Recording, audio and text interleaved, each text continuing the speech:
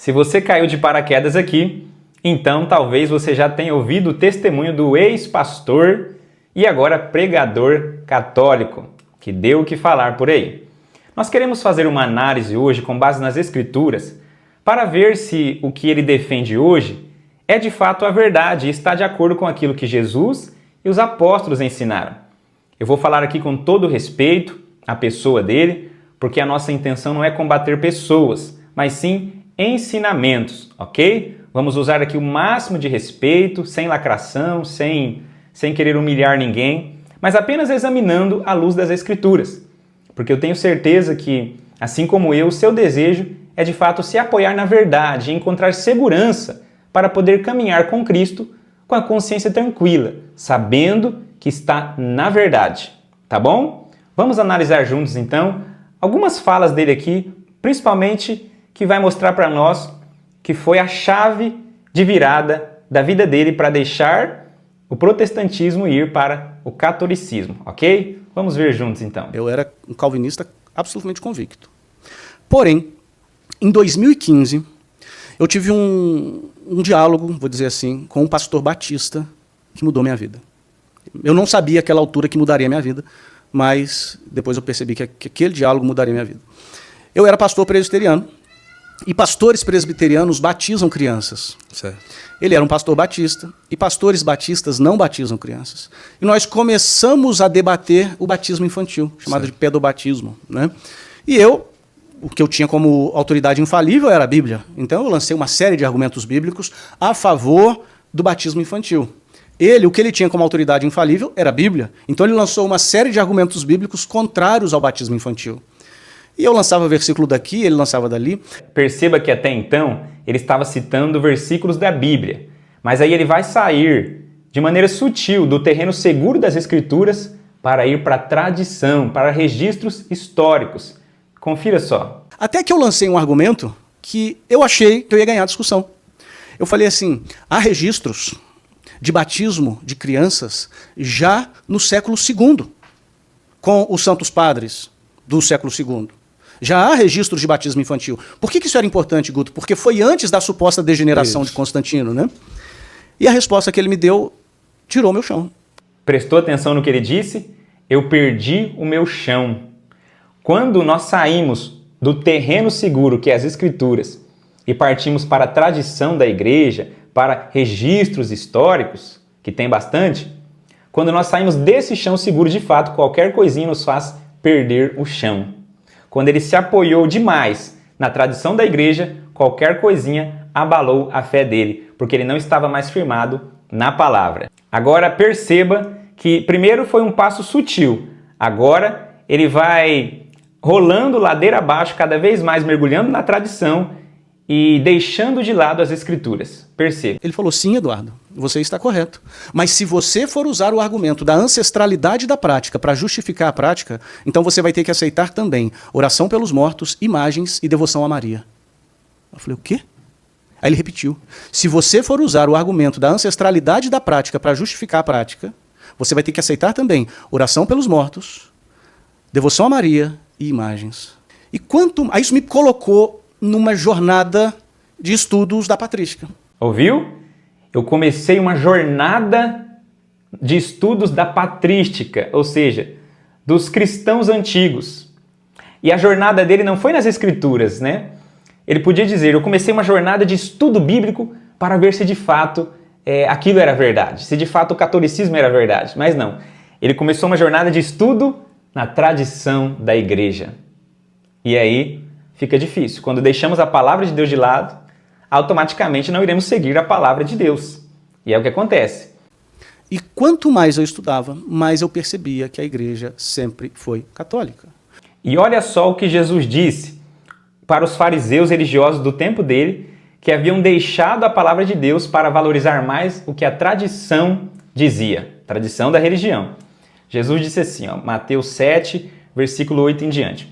Vocês abandonam o mandamento de Deus e se apegam à tradição dos homens. Preste atenção, se apegam à tradição dos homens.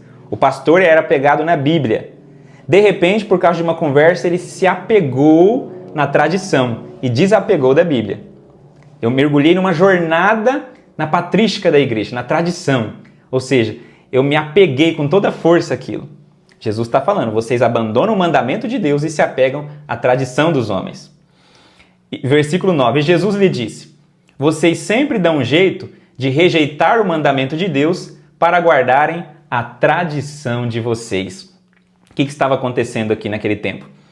Jesus disse para os fariseus que o mandamento dizia que se deve honrar pai e mãe, né? E quem maldisser pai e mãe será punido de morte. Mas a tradição religiosa dizia o seguinte, olha, eu sei que a gente tem que honrar os pais que estão velhos, dando dinheiro para eles, socorrendo com bens materiais, mas se nós consagrarmos o nosso dinheiro a Deus e dissermos, olha, isso aqui é oferta para o Senhor, certo? No futuro eu vou dar isso aqui para o Senhor, então eu não preciso honrar os meus pais com aquele dinheiro. Eles davam um jeitinho brasileiro. E Jesus condenou e falou, isso é tradição religiosa, não está de acordo com a palavra. Vocês sempre dão um jeito de rejeitar o mandamento de Deus para guardarem a tradição de vocês.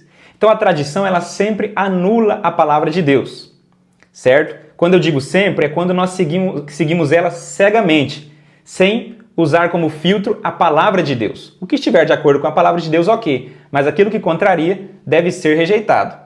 Agora observa bem, ele vai citar agora um desses pais da igreja, da tradição, que fez uma comparação entre Eva e Maria, para justificar aí a devoção a Maria que a igreja católica, que os católicos têm.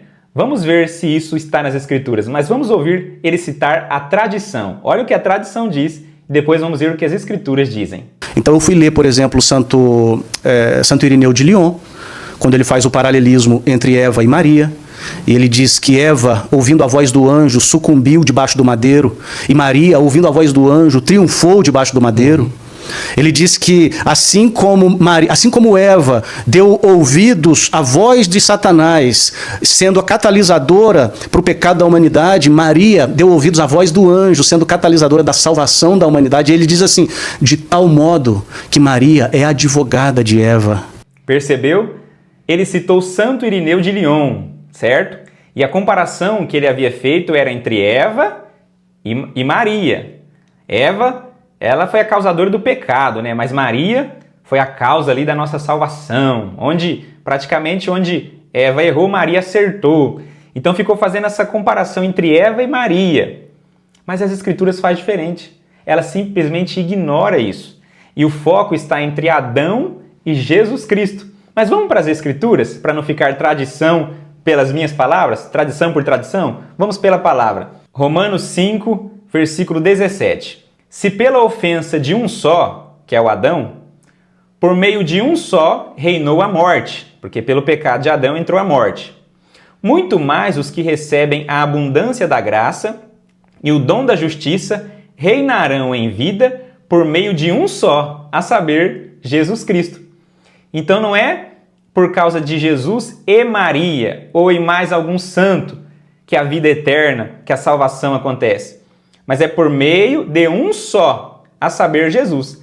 O pecado entrou por um homem, Adão, certo? E a salvação veio por meio de um só, Jesus. Não é Eva e Maria, é Adão e Jesus.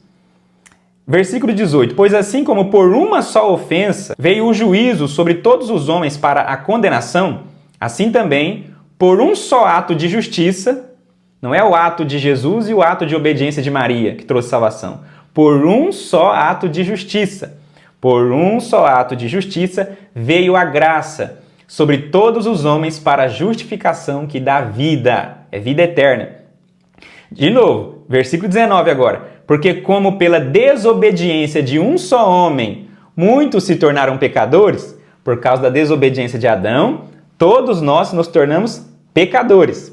Assim também, por meio da obediência de quantos? De 2? De 3? De Maria, Santo Antônio, Jesus junto? Não.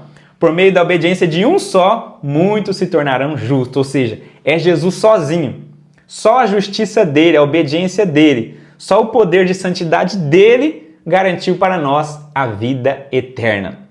Então, Paulo compara Adão com Jesus. Por Adão entrou o pecado, por Jesus, somente por ele, pela obediência dele sozinho, veio a salvação, o perdão e a vida eterna. Isso é o que as Escrituras dizem.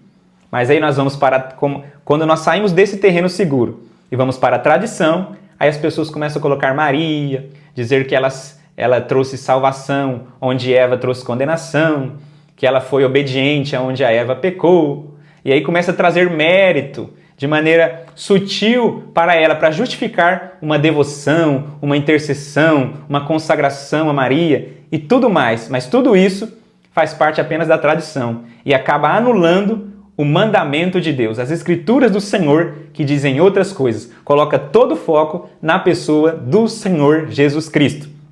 Eu não quero me demorar muito, mas até aqui, você percebeu que é praticamente a mesma coisa que se repete? No tempo de Jesus, os religiosos, os fariseus, que eram os pregadores da época, né, os padres e pastores daquele tempo, eles rejeitavam a palavra de Deus para priorizar a tradição. E hoje, a mesma coisa acontece. A Igreja Católica muitas vezes deixa a palavra de Deus de lado, como nós acabamos de citar aqui, para se apegar às tradições humanas, religiosas.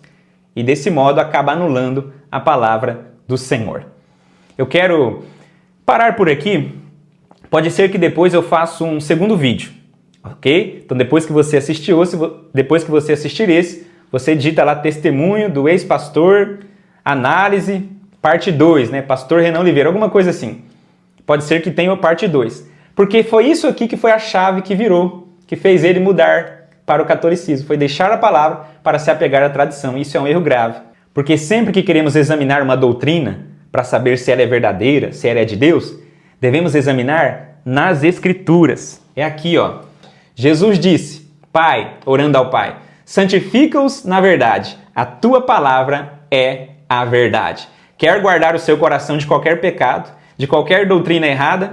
Então vamos orar como Davi no Salmo 119, verso 11. Ele disse assim, guardo a tua palavra no meu coração para não pecar contra ti. E que você possa guardar de fato a palavra de Deus no seu coração e jamais escorregar desse terreno seguro para a tradição, que, quando valorizada em excesso, nos leva a anular a palavra de Deus.